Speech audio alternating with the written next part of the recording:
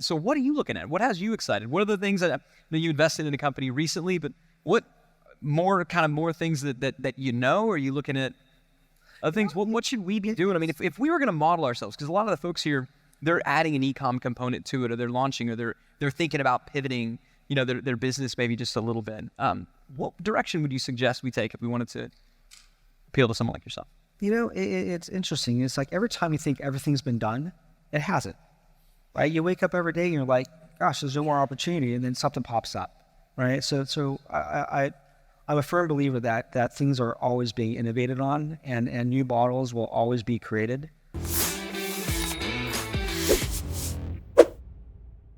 Welcome Mr. Brian Leaf with us this afternoon.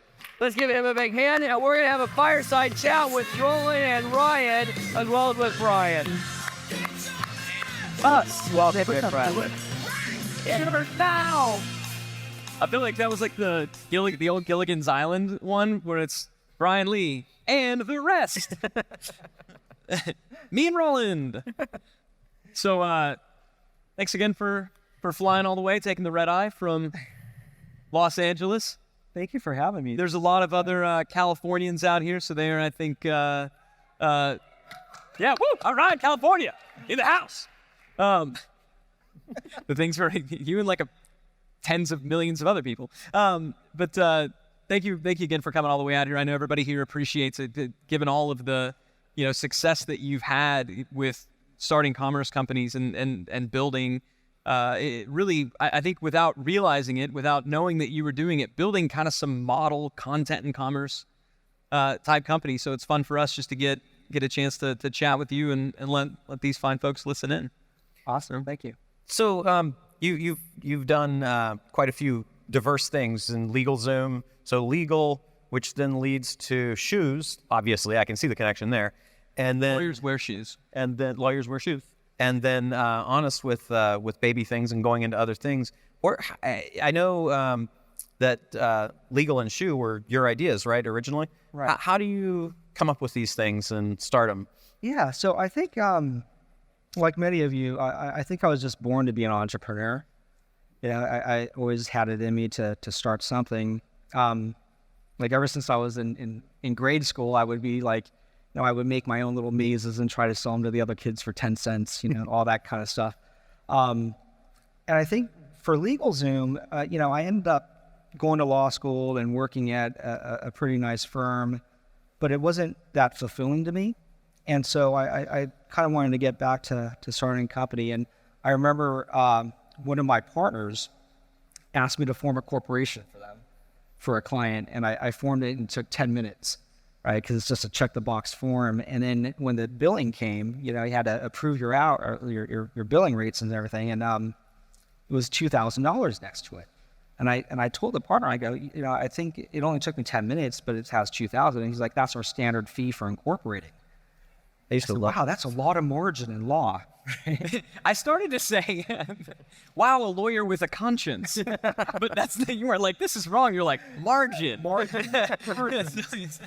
And so I realized pretty quickly that you could probably automate, this is when the internet was first started, that you could automate a lot of this process and put it online, very similar to what QuickBooks was doing with accounting, as well as what TurboTax was doing with tax software, that you could automate a lot of these very simple legal procedures. And that's the genesis of LegalZoom. And we started that company, gosh, believe it or not, like 16 years ago. So it's been a while. I formed my very first company. Really? Soft Niche Solutions, which is no longer in business because it didn't actually ever do anything. But I formed my very first company on LegalZoom. Oh, thank you. No joke. Yeah. I'll give you a discount on your next one. Thank you. I appreciate it. Anybody else? Has anybody else? Did you form your company on LegalZoom? Oh, people. Yeah. And it really was. Cool. It was great for entrepreneurs, right? That big aspect. It leveled that playing field. So thank you for doing that for the entrepreneurial community as well. Thank you. So one of the questions we get from a lot of the folks here is, I'm an entrepreneur, I have an idea, or I am the only person in the business right now, and I don't know, I want to automate legal, let's say, or something, but I don't know how to do that myself. How do you go about finding the people that can do the stuff so that you're not having to learn how to program in Ruby on Rails and things like that? Yeah, for LegalZoom, we kind of got fortunate because a good friend of mine was working in a company called Sapient back in the day, and he was building websites. And we were talking to him about the idea because we knew we needed someone to actually build a site.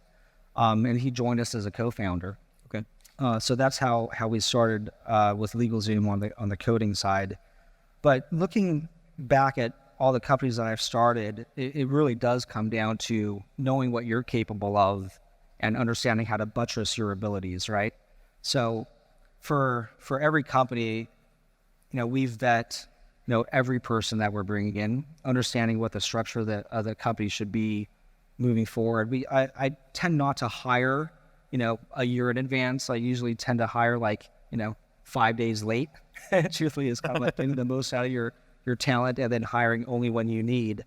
Do you think about that? I don't mean to interrupt, but I think that's what a lot of, that's what we've done also, more as a function of need, right? You don't always have the funding there to do that. Right. So, in a lot of your ventures, you have had the funding there, but so has that been a conscious thing? Do you feel like that's the right way to approach hiring and growing the team and getting the people like Roland talked about, waiting until until you've utilized all the resources you have? Yeah, I think so. I mean, you could definitely, if you have enough funding, you could definitely hire a little bit ahead of the curve so you're not constantly, battling from behind.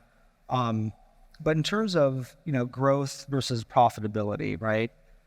You want to hire as few people as possible to get to profitability, but you also want that growth. And for me, it really all depends on, number one, the company, right? But number two, the macroeconomic situation of funding and venture capital, right? So if funding is readily available, then I'm looking for growth, right? When funding is not there, then you're looking for profitability. But even when you seek growth, you always want to have in your head a clear path to profitability. Because at some point, to be a great business, you've got to be profitable. We all know that, right? But what is that level? I mean, can you get to, can you be Amazon? Can you get to 20 billion in revenue and not be profitable and no one cares, right? Or even Facebook or Google, none of these companies were profitable until they got to scale. And then you turn on, the spigot and you start making money. So it all depends on the type of business, the funding environment, but always with the eye towards how do we get profitable. And as far as kind of keeping tabs on that, what are the KPIs? What are the key performance indicators that you look at to see if, what do you watch on a daily basis? What's important to you to see, to know kind of how the business is doing? A lot of it is marketing, right? Which is why, you're all here.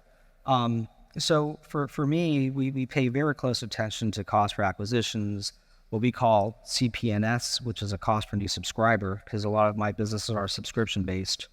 We look at LTVs, we look at, which is lifetime values. Oh, LTVs, okay. Yeah, lifetime value. It's LTB. It was like, yeah. I don't even know what that is. Yeah, so really we're fancy. I feel so stupid. Yeah. So we're looking at a lot of that type of KPI or those KPIs. We use a lot of different tools, digital tools to help us manage that. So we're working with like Sprinkler to manage social. We work with Domo for our dashboards, Boost CTR. We work with Optimizely to optimize the site. A lot of great digital tools out there, and we're constantly and the trick to growth is, as you guys know, is always testing the new products. I mean, we're always testing everything. We spy on your company and all the other fast growing companies with a tool called BuiltWith that tells us the tech stack. And we found a tool that you're using called Retention Science, which we promptly contacted them and went out to Santa Monica and talked with them, and it's been really cool. So it's so important, I think, to us to stay on top of that and find the things that work. And they said that one in particular for you guys increased your 6 email welcome sequence by 3 times the conversion, which is crazy. That's right. I mean, there's some great tools out there that you could use even as a startup. And then as you start to scale further, once you start hitting, tens of millions or the hundreds of millions of revenue, then you start bringing more of that in-house, of course, right? So right now we're very focused on diving pretty deep into data analytics and building tools off of what we're finding. So for example, like our data team did this great analysis of customer segmentation of our own customers, like where we're getting them, and then basically scoring them on, their likelihood to churn, right? And so we have a customer service team that get a lot of calls of cancellations or where's my order, or can I add something to my order? And basically, even as they call, now our CS reps have lights. Like if they're calling to cancel their subscription, we have lights that have red, yellow, or green now. Because now we know like this person calling looks very similar to all these other customers that are low value to us. So just basically cancel them and move on to the next call. Yellow, they have a certain amount of sets to offer them. Green is save them no matter what. So you're not trying to save everybody. You're like, if you're not our ideal customer, we just assume, part ways and kind of focus more on getting green light people, right? That's correct. That's a good point of optimization. So if you were to look back, whether it's Honest or it's ShoeDazzle or even going all the way back to LegalZoom, what were some of the things that you did that you recall or that was done by your team that really moved the needle, that made a big difference? Because the problem with optimization is a lot of things that we try, they don't do anything. It wasn't good or bad. It just made no difference. Right. So what were some of those needle movers, if you were to look back? It's interesting you say that, because most of the stuff that you do test doesn't move the needle, right? But it's really like those little nuggets that you find that all add up. But there are no, silver bullets, right? Everything is kind of built on each other, and you start optimizing 0.01% at a time. And when you look back, you're like, it worked,